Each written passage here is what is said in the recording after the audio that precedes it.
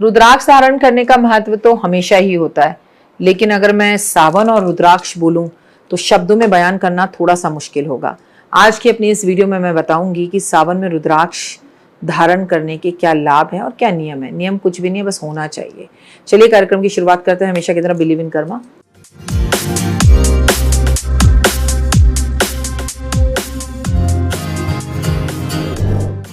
नमस्कार, सुस्वागतम, वेलकम, अभिनंदन। मैं हूं आपके साथ आपकी अपनी होस्ट डॉक्टर वाय राखी।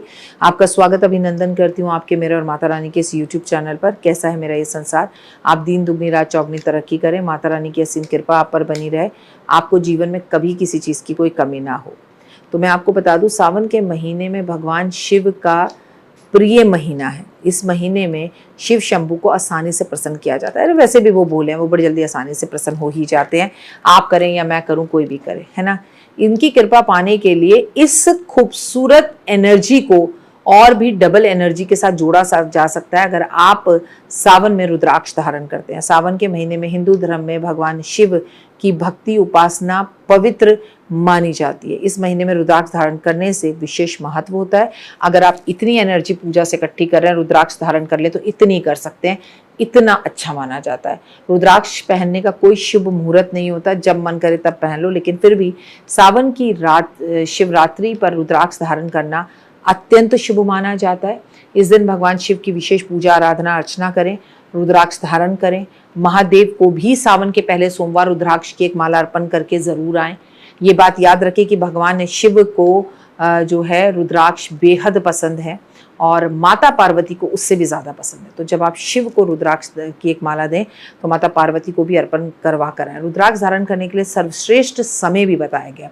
रुद्राक्ष धारण करने के लिए सर्वश्रेष्ठ समय प्रातःकाल बताया गया। इस समय वातावरण शुद्ध होता है, शांत होता है, रुद्राक्ष की ऊर्जाएं डबल होती हैं। गंगा जल से धोकर उसे पहना जाए। सावन में रुद्राक्ष धारण करने बहुत ही खूबसूरत होता है, आपके जीवन के अंदर बड़ी सकारात्मकता लाता है। रुद्राक्ष धारण करने से पहले इस पवित्र जल को गंगा जल से साफ करके धो लें। अपने खरीदे हुए रुद्राक्ष पहने, असली रुद्राक्ष पहने, एक पहने, एक माला पहने या 1,00,000 पहने, यह आपकी मर्जी है। भगवान शिव की पूजा करना और ओम नमः शिवाय का जाप करना और उसके बाद रुद्राक्ष धारण करना बहुत ही लाभदायक होता है और जीवन में सफलता दिलाता है। याद रखिए कि रुद्राक्ष को पहले परफ्यूम लगाएं, साफ करें, महादेव के शिवलिंग पर उसे पहनाएं, फिर वहां से उतारें और फिर पहने तो मानसिक शांति मिलती है और वो जो शिवलिंग की एनर्जीज है ना, वो रुद्राक्ष में आ जाती हैं। रुद्राक्ष धारण करने वालों को शुद्ध आहार आचरण का पालन करना होता है। तामसी भोजन या फिर आप सोचें मीट मांस मच्छी खा लें और आप रुद्राक्ष पहन लें, ये नहीं हो सकता। रुद्राक्ष पहनने वालों को दूसरों का झूठा भी नहीं खाना चाहिए। सावन में रुद्राक्ष धारण करते समय आपको भगवान पर जलाभिषेक जरूर करना चाहिए, शिव चालीसा का पाठ करना चाहिए। क्या आप रुद्राक्ष किसको भेंट कर सकते हैं? इस दुनिया में किसी को गिफ्ट देने के लिए रुद्राक्ष से बेहतर कोई गिफ्ट है ही नहीं। जितना आप दूसरे को देंगे उतनी ही किस्मत आपकी चमकेगी, जितना आप अपने लिए लेंगे उतनी ही किस्मत आपके 7 पुश्तों की चमकेगी। रुद्राक्ष धारण करते वक्त आपको अत्यधिक ऊर्जा और पवित्र माना जाता है, तो आप बड़े सकारात्मक हो जाते हैं। आप यकीन नहीं मानेंगे, अगर किसी व्यापारी की दुकान नहीं चल रही, वहाँ 5 मुखी एक रुद्राक्ष की माला उसके गले में डाल दो, दुकान चलने लगेगी, पैसा घर में रुकने लगेगा। कोई औरत बहुत जेवर खरीदती है और बार बार उसके जेवर या तो गिरवी चले जाते हैं या बिक जाते हैं, चोरी हो जाते हैं, तो वो अपने जेवरों के साथ एक रुद्राक्ष की 5 मुखी पूजित प्राण प्रतिष्ठित अभिमंत्रित माला डाल दे। ना तो जेवर बिकेंगे, ना चोरी होंगे, ना वो कभी भी कर्जे में जाएंगे, और अगर चले गए हैं तो भी एक अपने लॉकर में रुद्राक्ष की माला डाल दे, जो जेवर है वो लौट के जल्दी आ जाएंगे। आपको याद रखना है कि कभी भी तामसी भोजन करने वाले रुद्राक्ष नहीं पहन सकते। किसी भी तरह के शारीरिक संबंध बनाते वक्त आप रुद्राक्ष नहीं पहन सकते। सोते समय यदि आप रुद्राक्ष की माला उतारना चाहें तो उतार सकते हैं, हालांकि ज़रूरी नहीं है कि आप उतारे, पहनकर भी सो सकते हैं तो नींद अच्छी आएगी। आपको अगर बाथरूम जाना है, मलमूत्र त्याग करना है, तो बार बार रुद्राक्ष उतारने की ज़रूरत नहीं है, बट कोशिश कीजिए कि ऐसे में अगले दिन सुबह रुद्राक्ष को फिर गंगा जल से धोकर पहने। और अपने रुद्राक्ष की माला कभी दूसरे के रुद्राक्ष की माला से बदलनी नहीं चाहिए।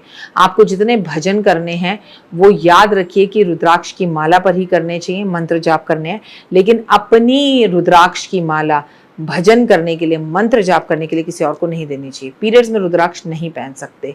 वैज्ञानिक शास्त्रों के अनुसार भी हृदय चक्र, ब्लड प्रेशर जैसी कई चीज़ें, बीमारियां, और जिसे कहते हैं ना, आपको हृदय रोग, अगर आपको हार्ट अटैक भी होने वाला है, आपने रुद्राक्ष पहना हुआ है तो वो भी सही होता है। मानसिक शांति मिलती है, मानसिक परेशानियां दूर होती हैं, करियर में तरक्की मिलती है, डिप्रेशन, मूड स्विंग्स, एंजाइटी, इसमें बहुत काम आता है। 21 से लेकर 14 मुखी रुद्राक्ष पहनना चाहिए। सुरक्षा कवच की तरह आपको तंत्र मंत्र और नकारात्मक चीज़ों से बचाता है। तो रुद्राक्ष इस सावन में ज़रूर पहने आप। ये जो भक्त हैं वो शिव के मंदिरों में रौनक लगाते हैं, शिव चर्चा करते हैं, ढोलक बजाते हैं, पूजा पाठ आराधना करते हैं, लेकिन जैसे ही पूजा खत्म होती है अक्सर आपने लोगों को 3 ताली बजाते हुए देखा होगा। किसी भी तीज त्योहार में अगर मंदिरों में रौनक दिखती है तो वहाँ सावन का महीने में ये नज़ारा अलग ही हो जाता है। बहुत रौनक होगी, लेकिन सावन में ज़्यादा होगी। देश भर के शिव मंदिरों में श्रद्धालुओं की भीड़ उमड़ पड़ती है। विधि विधान के साथ लोग पूजा करते हैं, लोग कावड़ लाते हैं, लोग गंगा जल अर्पण करते हैं। वहीं आपकी नज़र में ऐसे लोग भी होंगे जो शिव के सामने 3 ताली बजाते हुए दिखते होंगे। और क्यों बजाते हैं ये 3 ताली, समझ में आएगा आपको अगर आप ये वीडियो अंत तक देखेंगे।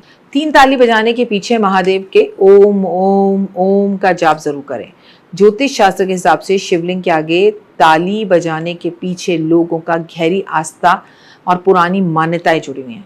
पूजा के दौरान 3 ताली बजाने से आपको विशेष महत्व मिलता है। मंदिर में जाकर शिवलिंग के आगे पहली ताली बजाने का मतलब है कि भगवान शिव के सामने हम उपस्थित हो गए हैं। हम अपनी उपस्थिति दर्ज करवाते हैं। हेलो, गुड मॉर्निंग, मैं आ गया, सुबह की राम राम, प्रातः, जैसे हम किसी के घर पे जाकर डोल बैर बजाते हैं। ये हो गई पहली ताली। दूसरी ताली के दौरान हम अपनी मनोकामना मांगते हैं। प्रभु, मेरी ये मनोकामना है, प्लीज इसे पूर्ण कर देना। मैं ताली बजाकर आपको बोल रहा हूँ। तीसरी मनोकामना ताली बजाकर शिव के सामने खुद को सौंप देने की है, भूल चूक को माफ करने की, और अच्छा प्रभु बस अब मैं चलता हूँ, कल फिर आऊंगा, इसकी है। मतलब शिव की राह में दिखाई गई ये 3 तालियां आपके जीवन के अंदर कई तरह के सकारात्मक प्रभावों को लाती हैं और भगवान के सामने आपकी अर्जी लगाती हैं। सावन में शिवलिंग पर इन चीज़ों को अर्पित ज़रूर करें।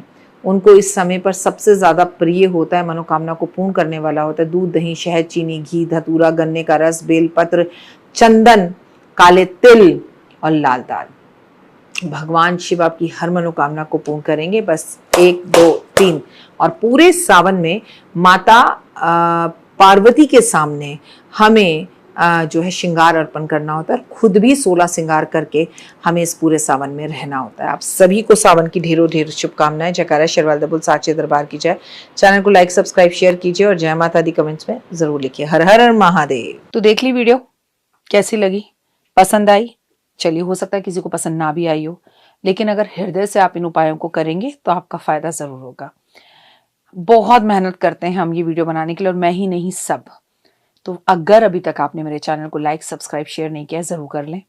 अगर आपको किसी भी तरह की कोई जानकारी चाहिए या आप चाहते हैं आपकी बताई हुई वीडियोस मैं बनाऊं, तो आप यकीन मानिए हमारे नंबर आपको सारे वॉलपेपर पर दिखाई देंगे। इन सब नंबरों पर आप हमें तुरंत कॉल करें।